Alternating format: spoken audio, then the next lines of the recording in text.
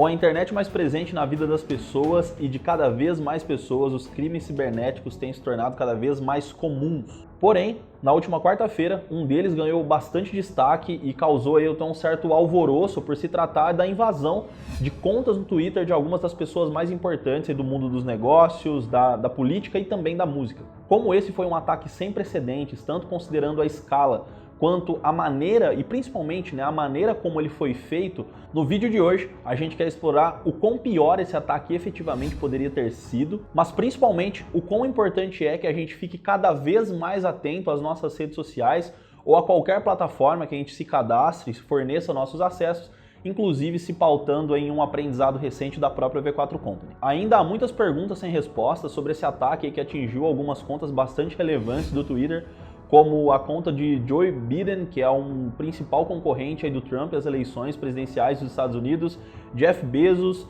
Elon Musk, e também o Bill Gates da Microsoft, até Kim Kardashian e também o Kanye West, o esposo dela. Todas as pessoas que são muito relevantes, cada uma dentro dos seus segmentos, e esse ataque ele atingiu cada uma delas. Essa foi a pior falha de segurança da rede social, apesar aí do Twitter ter reagido bastante rápido no que diz respeito a desativar as contas e limitar o compartilhamento de mensagens suspeitas ou qualquer coisa nessa linha de raciocínio. Para explicar melhor o ataque, os primeiros sinais dessas invasões eles apareceram na quarta-feira por volta das 15 horas, quando a Binance, que é uma bolsa global de criptomoedas, tweetou aí basicamente uma mensagem que dizia que ela tinha estabelecido uma relação, uma parceria com uma entidade que mais tarde descobriu-se falsa, onde a intenção ali era basicamente devolver 5.000 criptomoedas à comunidade e um link para que os usuários pudessem clicar ali, enviar dinheiro, enviar suas doações. A partir daí, os tweets em diferentes contas, eles seguiram a mesma linha de raciocínio, mas com uma proposta um pouco diferente, prometendo basicamente retorno em dobro para os usuários que realizassem algum tipo de transação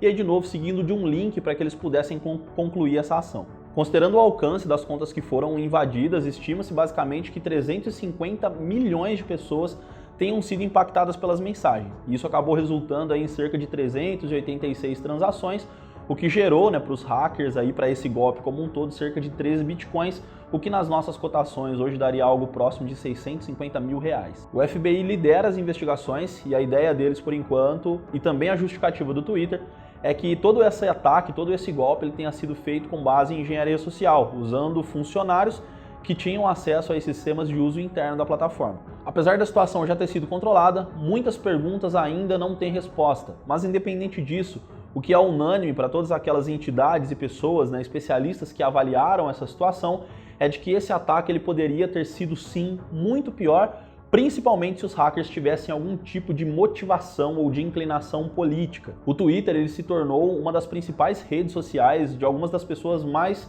proeminentes, mais importantes do mundo. E aí, no caso dessas pessoas, simples mensagens, simples tweets poderiam mexer no mercado financeiro, causar incidentes diplomáticos. Tudo isso faz com que, considerando as contas que foram invadidas e considerando o desfecho dessa história, a ideia de que tudo isso poderia ter sido muito pior faz bastante sentido na prática. Nesse caso, até como foi dito aí por um diplomata americano, a ganância dos hackers foi uma benção. A lição prática disso tudo é que, como audiência desses grandes nomes, dessas grandes marcas, porque inclusive alguns perfis, algumas contas de marcas também foram invadidas, é que nós, como audiência de cada uma delas, precisamos ficar cada vez mais atentos a estímulos, a mensagens de qualquer natureza, mesmo quando essas mensagens elas vierem de fontes que anteriormente eram confiáveis. A título de exemplo, no caso desse ataque especificamente falando, se os usuários eles tivessem aguardado um pouco mais para realizar as doações ou fazer as transações, eles certamente não teriam tido prejuízo, já que entre o momento em que o golpe passou a ser aplicado até o momento que ele foi descoberto, teoricamente levou pouco tempo. Além disso, para garantir a segurança dos nossos dados,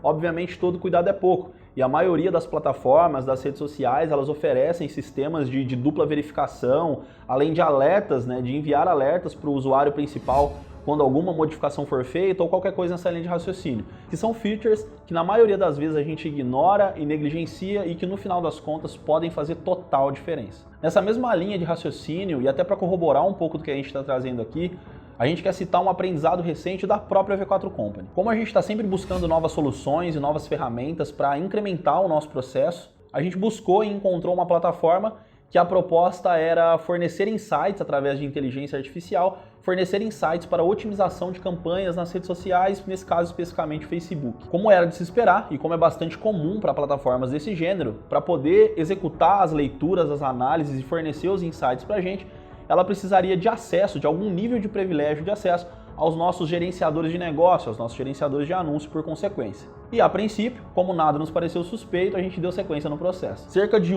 2 dias depois, a gente notou em uma das nossas contas de anúncio um gasto bastante anormal e obviamente isso chamou a nossa atenção. Só para que vocês tenham uma noção da grandeza de valores, então a gente está falando em aproximadamente 1,8 milhões de reais nesse exemplo aqui. Quando nós fomos conferir, essa verba toda havia sido gasta na promoção, né, dessa plataforma que nós havíamos contratado, além de uma série de usuários estranhos, nada familiares, tinham sido adicionados aos nossos gerenciadores de negócio, aos nossos gerenciadores de anúncios também. Apesar da situação ter se resolvido rapidamente, assim como no caso do Twitter, ela poderia ter sido muito pior. E aqui vale basicamente aquela velha reflexão que diz que em algumas situações de risco, a gente pode dar sorte algumas vezes, mas azar basta que a gente deu uma vez e pode ser que esteja tudo perdido de fato. Portanto, use os mecanismos de proteção que as redes sociais oferecem. No caso do Facebook, né, a dupla verificação por usuário ali para acessar gerenciadores de negócio, gerenciadores de anúncio, é bastante útil. Faça uma limpeza dos usuários, se você é uma agência ou uma assessoria de marketing como nós